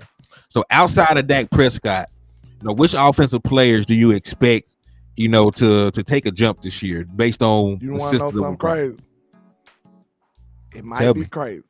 I don't know yet, but it may not be crazy. What's up? You might get another jump from CeeDee Lamb. You may get another jump from CeeDee Lamb, bro. CeeDee Lamb he carried the load on his own. CeeDee Lamb is the dude that had the boulder on his shoulder walking up the hill. Now, he done had me and you come and help him. You know what I'm saying? Now he actually got some help going up the hill with that boulder and that weight on his shoulder. Now, you got somebody else to worry about on the other side of him. Now you got to respect the speed of Brandon Cooks. Bro, CeeDee Lamb did this alone, 1,300 yards alone. And then think about this. This is his first year being the number one receiver. His first year. This ain't the sixth season him doing this. This man could possibly have an even bigger jump this year. Now, it might not be the bigger jump in yardage and stuff like that, but his effectiveness might just go crazy. Cause look, some of the passes might go to Brandon Cooks. You know what I'm saying? Some of the passes might get distributed differently. But when you see CD do CD things, it's gonna be off the chains. Watch what I'm telling you, it's gonna be ugly. Yeah, listen, you probably are right about that. That's something I did not factor in. But he will have Dak Prescott for the entirety of the year. I don't foresee Dak Prescott having a major injury or anything like that. Cross about that. Yeah. I'm knocking on wood on that. We need Dak the whole year. CD ain't even played a full season with Dak yet. You know who in the passing game I'm gonna get off that nobody's talking about. It's not even wide receiver. Who that, Jake? Tony Pollard. Yeah, coming out the backfield. Come out the backfield because in the West Coast system, like you throw the ball to the running back. That's why it's called the long handoff. So that boy getting more targets, getting more opportunities, to catch passes, to use that 4.3 speed, and then he's a matchup nightmare. He that fast, you can't put a linebacker on him out the backfield. He can start in the backfield, have a linebacker on him, you spread him out wide. You know what I'm saying? Like what that linebacker gonna do? What that linebacker gonna do? What that safety gonna do against that boy? Because people be forgetting, like he played more wide receiver snaps at Memphis than he did running back snaps. 681 back boy said, what other teams getting content at 1 a.m. Salute, keep grinding. That's real right there. That's real right there. You got a super right there too. Where Dwayne from Morris. Who? Oh, he says CD will be schemed more often, especially while Cooks clear things out. I do believe that. And hey, you got a super from Hall of Fame Cowboys fan, sir. I don't know if I ever seen your name on here, but I appreciate the support. He says Philly fans are always trying to come to the trap, trying to sweep our porch. DC for like, hey man, you already know. Look, when they come to the trap, they getting their work, sir. I don't know if you changed the name or what, sir, but I don't know about seeing you, man. But I appreciate you. Maybe you've been watching from the background. I ain't no telling, but I appreciate the support, sir. I mean, I definitely agree with that, though, man. Like, in regards to like Brent, man, like we gonna go crazy this year, bro. Cool. Sometimes I be forgetting that we just upgraded like that at the wide receiving core. Like, man, I ain't acting like Brandon Cook's the best receiver in the league, but when you add him to our wide receiving core, alongside of CeeDee Lamb with Dak Prescott, man, I ain't never seen Dak Prescott not cook with a good slot receiver, ever. Hey, shout out to my brother, the original people, for the donation, my guy. I appreciate you for the love and support. And Dwayne Morris, because you sent $10, you did get a raffle entry. So I went ahead and updated your stuff. If y'all want a chance to win these Dallas Cowboy tickets or this PlayStation or jersey, just hit the Cash App or hit the Super. Hey, salute to y'all. We appreciate all the love and support on both ends, man. We appreciate y'all. Man, indeed. But man, like, I think I pointed this out before, man. Dak Prescott has the opportunity to play more games this year with CeeDee Lamb, Cooks, and Gallup than he did, with Amari Cooper, CeeDee Lamb, and Michael Gallup, because they only played 12 games together. Because that got hurt in 2020, right?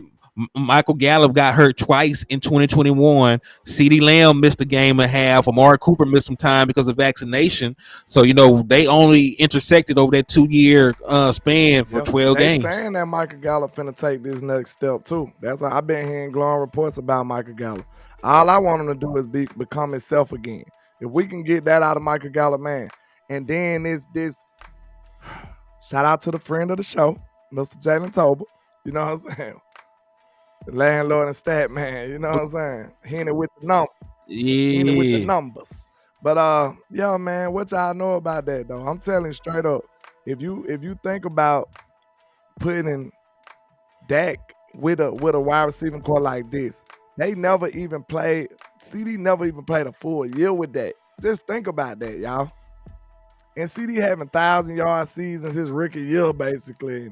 Coming right back and have a 1,000-yard season again. He had like 9 his rookie year, then come back the next year with 1,000.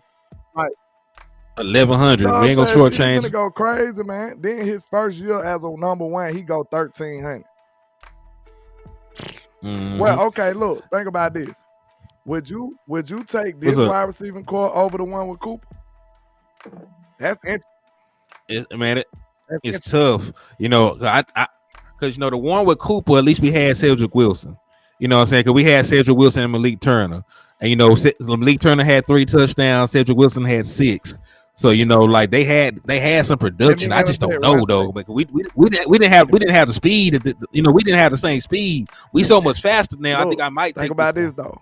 This something Dak don't get credit for. Cedric Wilson was not Cedric Wilson until Dak made him Cedric Wilson. Cedric Wilson was hurt like 2 years in a row. Then as soon as he got in and played a full season, Dak had the boy cooking. So who's to say that Jalen Tolbert ain't finna be this guy? Or even better. But that's sort of my point why I pulled back just a little bit. I might take this. Because, it's tough. It's tough because, look, you'll have to look at it like this. Okay, this is how you'll have to look at it. CD just had a better year than Cooper ever had with us. Right? Correct. And shout out to my brother 55 SA Richburg for the $10 super chat. He said, "What up, Henny? Hey, what's up with you, my guy? Appreciate you for the love. They got you another entry for the Dallas Cowboy ticket raffle, man. Salute to you, my brother. Appreciate the support. Where was I? I think I lost my train of thought. You were talking about you were trying to campaign for this wide receiver. Yeah, okay. Look, this is what I was saying. If you think about it, CD just had a better year than Amari Cooper ever had with the Cowboys. He just did that. So if you're going to say, I ain't saying CD is just better than Cooper already, but I take CD right now. CD is the younger player. And I just seen him do something that Cooper never did. So give me CD in that scenario. Now you got to find somebody to replace CD Lamb in that equation. Now Brandon Cooks is 1,000-yard receiver all the time. At that point, CD had just started doing that. You see what I'm saying? So Brandon Cooks is a proven number 2 receiver who can get 1,000 yards in his sleep, right? Hold on. I'm not even gonna say that. This is the first year that Brandon Cooks has ever been a number 2. Like, this man been a number 1 his entire career. This man was a number 1 when he was on the team with Cooper Kupp. That's what I'm saying. So you got you got CD Lamb who just did something Coop never did. Then you got who? Brandon Cooks, who basically a number 1, who's never been a number 2, but finna play the role of a number 2. Now you got Micah Gallup in a number 3 role, what she was last time around with Cooper and them. The only difference is Micah Gallup's help. If we can get the same Micah Gallup and he be the number 3 receiver, bro, it's finna go crazy. And shout out to Mafia Miles. He said with the $5 super, he says just take a minute and think about Cooks, Gallup, and Lamb and Pollard coming out the backfield, and they all run deep.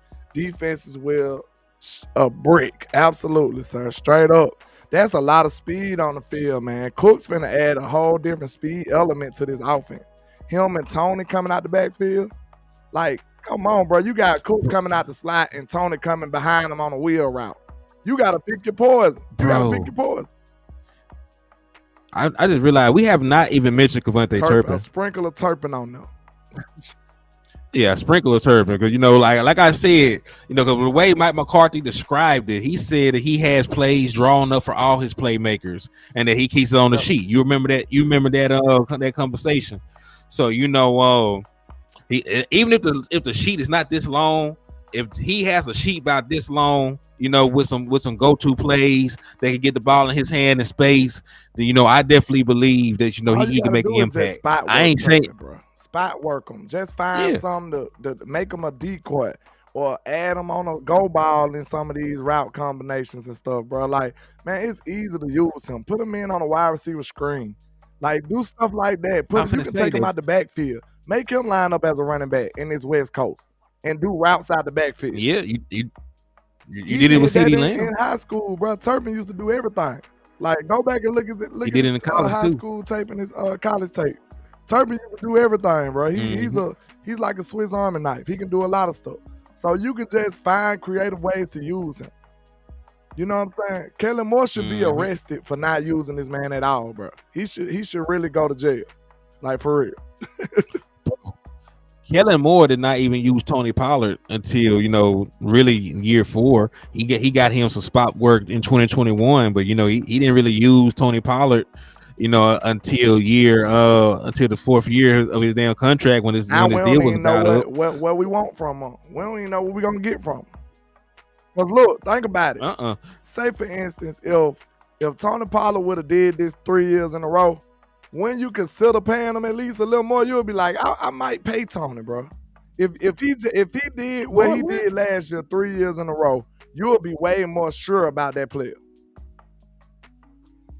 I mean, bro, this man just gave you over 1,300 yards, from scrimmage. If I'm not mistaken, Tony Pollard was your second best offensive player. When you talk about total yardage from scrimmage, because CD Lamb had like 1,400, I think, and then Tony Pollard had 13 something. We already know. That nobody else came close to 1,000 yard worth of offense except for maybe Ezekiel Elliott. Man, this team finna be crazy. I'm feeling like Paul said, bro, who wanted with Dallas right now? Like, real talk, bro. I was bullish on this team before the draft. Before the draft, I was saying, bro, I'm ready to suit up right now. Real talk. Cause like, think about this. Of course we got flaws, bro. But every team got flaws. There's no flawless team out here. The job of the DC and the No. OC is to hide your flaws or mask the flaws you have to the best of your abilities. You know what I'm saying? That's your best job. That's the job of the OC and the DC. Every team has a flaw. What was San Francisco's flaw? They had no quarterback. You know what I'm saying? And they hid that flaw as long as they could and got as far as they could. What is the Eagles' flaw? Them boys had basically an inferior quarterback in my opinion. You know, but we ain't gonna talk about it. They had a running back at quarter. You know? Well, they also had a subpar run defense that that showed up in the postseason. Secondary either like that either. No, it was definitely overrated, but run defense definitely they were a middle of the pack run defense, and guess what? The Kansas City Chiefs ran all over their ass, got back in the game, and look won. At the Chiefs. What they this the Super Bowl champions. What they flaw is they had a whole rookie secondary. Them boys had like 2-3 rookies in their secondary. Rookie secondary, and they were trying to find pieces and for the wide receiving core on the fly. Reloaded on the O-line. That O-line was kind of patchwork. You know what I'm saying? That it just came together well. Cause you remember the year before, Patrick Mahomes was getting killed on the O-line. I do agree with that.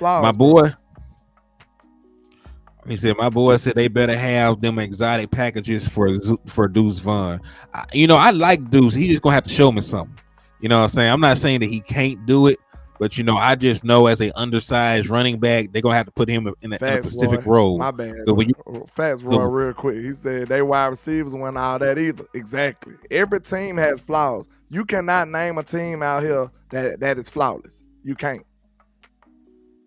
No, you can't. You definitely can't. So in terms of Deuce Vaughn, like people comparing to Darren Sproles, right? Well, Darren Sproles never had a 1,000-yard rushing season.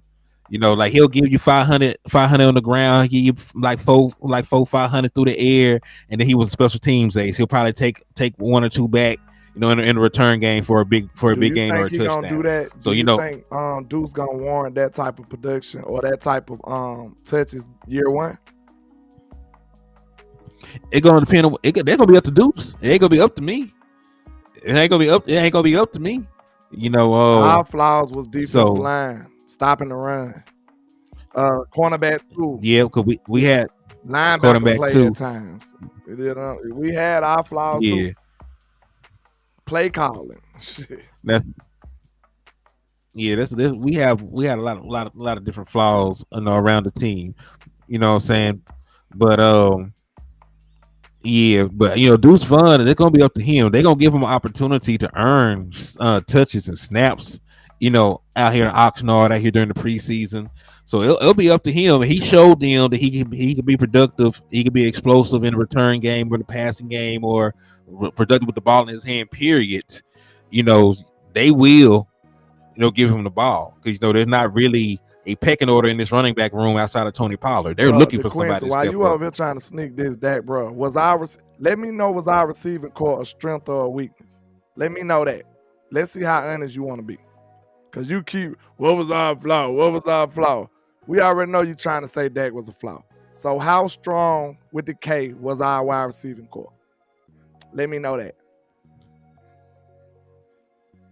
Nah, Cuz got a Noah Brown jersey. He think Noah Brown good, man. He got Noah Brown jersey. He got a Dalton Schultz jersey over there and a Noah Brown jersey. Yeah, listen, I would have got a Dalton Schultz jersey. I'd fool with Mr. Block, with the Block Master. But I'm just saying, was it a strength or a weakness? See, when you start asking him real questions, he started just deflecting. Our defense was our strong point. That's the reason we won. Our pass defense was a strong point. We had the number 20. We had a number 22nd ranked run defense, and your cornerback too was somebody that you probably went to high school with. He probably was just in the area. They decided to dress him out as cornerback because you can't name them cornerback that was out there. Man, who the hell is Mullins? I'm not finna play with this dude. Our wide receiver core was okay for Rush to win it. Man, get out of here. Bye. Boy. Bye. Our whole offense was absolutely horrible with Cooper Rush. You talk about the defense was strong. You had the 26. Defense was carrying Cooper Rush, sir. What is you saying? Man, we had a 26th ranked offense with Cooper Rush. He Cooper talking about Rush this was just out man. here wheeling and dealing or something. Man, He made that man like he was Tony Romo. He trying to mess my blood pressure up, bro. I ain't got time for the Quincy. The Quincy on some nefarious stuff, man. Go on somewhere, man. I ain't playing with him. He said Dak need all kinds of help. No shit. Like every quarterback needs help. Like that's the problem. We just said this early in the show. Dak Prescott is the only quarterback in the NFL that he got to win with the fans. He had to have a team full of Dallas Cowboy fan page supporters in there with him in order for his wins to be valuable. Though, because he ain't lying though. I give the guy Dak some pushback on that. He said Dak did try to make Noah all pro though, because he did. Hey, I was mad at that. Like, bro, Dak was throwing a little bit to Noah a little bit too much for my liking. Like, bro, why is Noah always open or whatever, bro? Like, quit throwing the ball to Noah Brown. Man, he tried to turn Noah Brown up. He told Noah Brown. He told Noah Brown. He told Noah Brown he need to start shopping for houses for his mama. They had a conversation off air, like, bro, hey, you need a house, bro. I'm gonna get you. I got you. I'm gonna look out for you. But for real, man, like, ain't no way. Do you think? Look, it could be Dak trying to show them, like, look, y'all gonna put me out here with Noah Brown. I'm finna show you. I'm finna show you why he ain't that receiver that you think he is. Get me some help out here. Dak, like, okay, I'm finna throw it to him then. You don't want to give me no help, I'm gonna throw it to him then. You know what I'm saying? He got to prove to them that ain't the guy. That's sad. He said Killen wasn't calling comeback and curls with Rush. He really wasn't. They changed the offense up. That one we still had Steele and stuff too. We still had Terrence Steele. He said Noah Brown was poo-poo. Man, listen, our run game disappeared when Terrence Steele left too, though. Them boys were averaging like 2.3 yards a carry. I was sick. Big Dallas, think about it. That might be, look, you remember when I told you, when you at work and your bosses want you to do something stupid, you can't just tell them, like, I'm stupid. That's stupid. I'm not doing it. Sometimes you might have to just go on, bite the bullet and be like, okay, I'm going to do it. But after you do it and it's stupid, you look back at them like, what I told you. That was dumb. So that might have been the situation that Dak would have been on, bro. Real talk when you think about it. Dak like, okay, so you going to run me out here with Noah Brown? Bet. I'm going to throw it to him. And look, when he screw it up, y'all better go get me some help. And look what happened the next year. They go get Brandon Cooks. That might be a good assessment right there, bro. Because look, at that point, Dak hands are tied. He like, bro, if y'all think I can win with Noah Brown, I'm finna use him. That's what we gonna do. And if it don't work, that ain't my fault. Real talk. Man, but for real though, and listen, he still made it work because we averaged 30 points when Dak Prescott was our quarterback. Was up. I got a super just popped in here. Let me see. Dwayne, Mahomes don't need help, but they drafted a wide receiver in the second round. Boy, they drafted a wide receiver in the second round. Then they backdoored and traded for a former number 1 pick.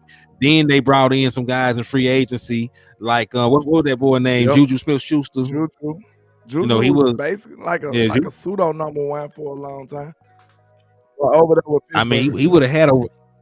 He would have had over 1,000 yards this year had he not missed time. He still finished the season with 900-something yards, and he missed time. Best tight end in football, legendary play caller. I mean, look at the teams that went to the Super Bowl. Like the Eagles had an all Madden team. They went and got AJ Brown. They had Devontae Smith. You know, they had Dallas Goedert. Miles Sanders was a Pro Bowler. They had a good offensive line. You know, you look when Tampa Bay went to the Super Bowl. Right, they had Mike Evans, they had Chris Godwin, they had Antonio Brown, they had Gronk.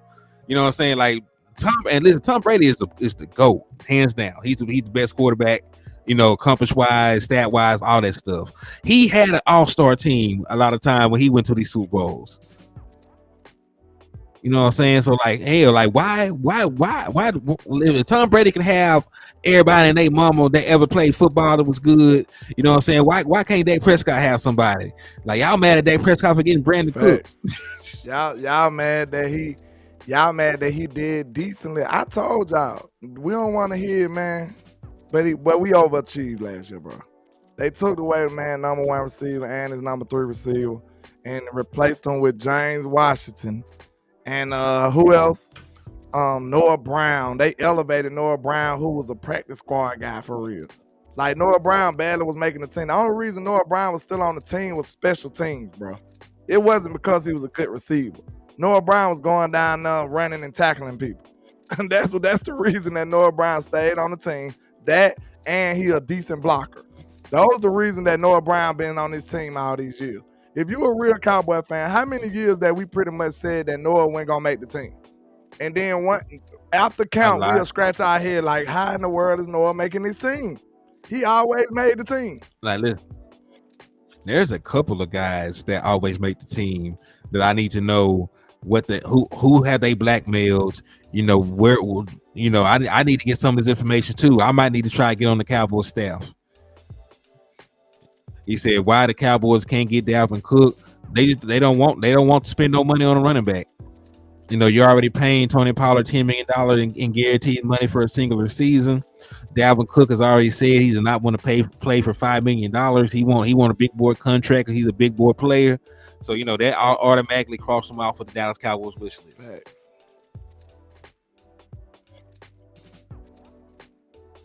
Yeah, Brady always had a good field goal kicker too. And he cheated.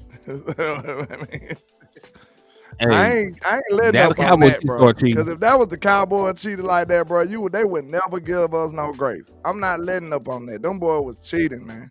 They cheated too. They said, who put you in timeout, DeQuincy? Somebody to snipe that boy. He had to come back on Facebook. Like, listen, I didn't snipe you. You know what I'm saying? You know, like we got shooters over here, man. We ain't got no control of them shooters. But yeah, we can't. DeQuincy, you can't disagree. So you know, y'all let DeQuincy make it. He is still a Dallas Cowboy fan. He's just a Dallas Cowboy fan that does not agree with us about our quarterback. Allegedly.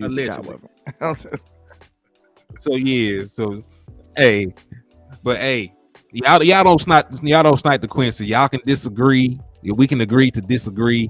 And this is part of our relationship. We know that he is going to argue that Dak Prescott ain't shit, and then I'm going to always argue that he is the shit. And you know, that's just our back and forth and our banter. So y'all don't ever take it personal. You know what I'm saying?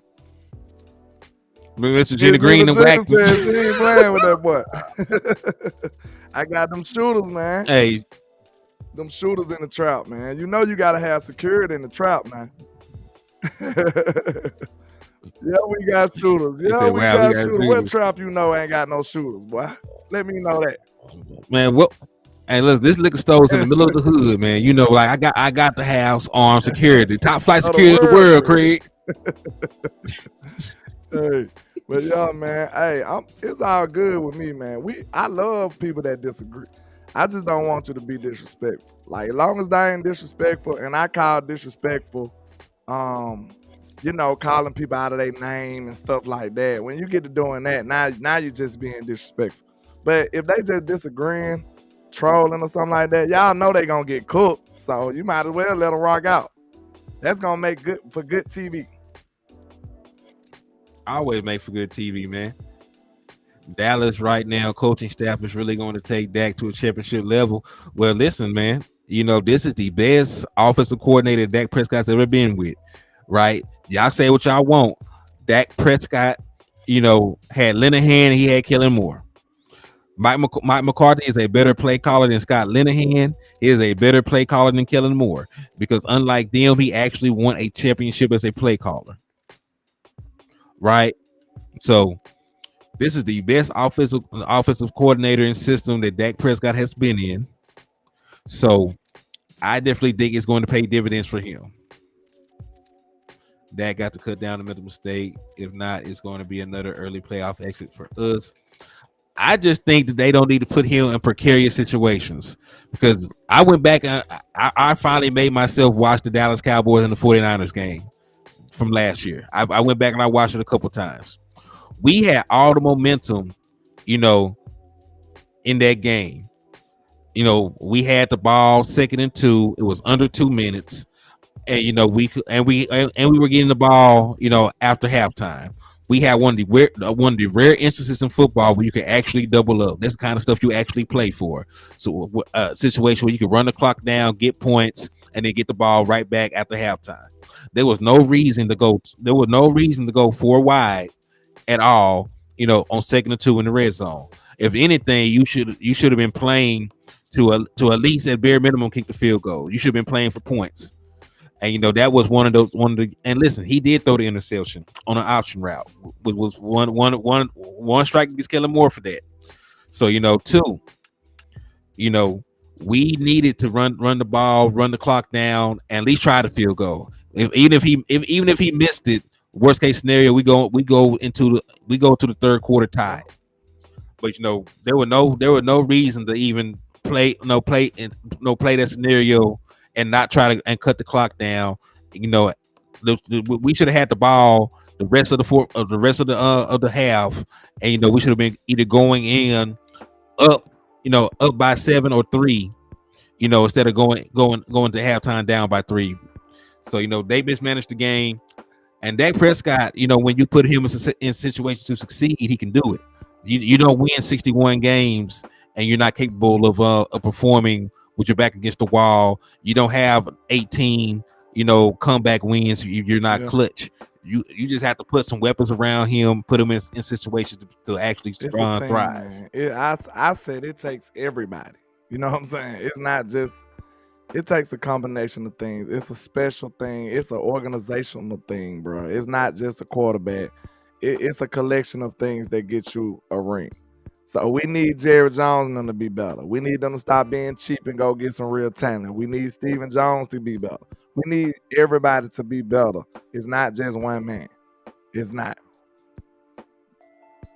At all, man. And listen, I know it's low-hanging fruit. I do understand it's easy to blame the quarterback because everybody praises the quarterback when things goes right.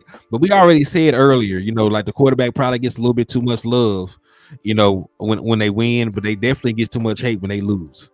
There's situations where a guy is going to throw for a bunch of yards and a bunch of touchdowns. They're still going to lose that game. There's situations where he ain't not going to do a thing but show up, sign his name on the paper. You know what I'm saying? And the team's still going to win. So, wins are also not really a quarterback stat because the only thing that you actually have to do to get a win on your resume is to start the game and the team wins. You can get benched for bad play. You can go out with an injury, or you can play bad and your team still wins, and you're still going to get a win on your record. Yeah. Like I said, it shouldn't be a quarterback stat, really. I told you what I just said. I just said it honestly. Quarterbacks get way too much credit and too much blame. That's the nature of a quarterback in the NFL. Sometimes you be praising the quarterback and they probably shouldn't get as much praise. It is what it is. It's the nature of the beast. But in Dallas, it's way more offset. They get way more blame than they do credit. Yeah. Right. But yeah, man. We done gave him almost 2 hours, man. So look, this is all I want y'all to do. If y'all appreciate the effort, the grind you see in Landlord Sports and HTM Sports at 1 in the morning almost, bro. Come on now, 12 o'clock over my side. Y'all gotta hit that like button, man, and show us some love and support, man. That's all we ask, the support of the nation. Make sure y'all get the likes up and the shares up. We could be asleep. It's Father's Day. You understand? We still up here giving y'all some good old content. Our families in there mad probably at us, messing with y'all. So yeah, make sure y'all hit that like and share for the squad. It will not charge a card, man. We finna go and hang it up though. Right. Hey, Shannon Sharp pointed this out. He said out of Dak's 19 game-winning drives, she only had 5 with Hennythemoor. Hennythemoor was the worst thing that ever happened to Dak. Look like he ain't won a Pro Bowl. Like he ain't made a Pro Bowl. Yeah. So, man, I appreciate all y'all for coming through, showing love. Also, happy Father Days to all the fathers in the chat, man. We appreciate all the fathers, man. Yeah, it's our weekend, it's our day. So y'all make sure y'all take it easy, man. We support everybody around this way. Let's get it. Indeed, man. And hey, if you slap the shit out of Eagles fan, man, do it a couple more times on Father's Day. because you know they act like some little hoes. So you know you got to slap some man back into them. God bless y'all. I'm gonna get at y'all. It's a 2-hour show. They ain't gonna find a band us for this. It's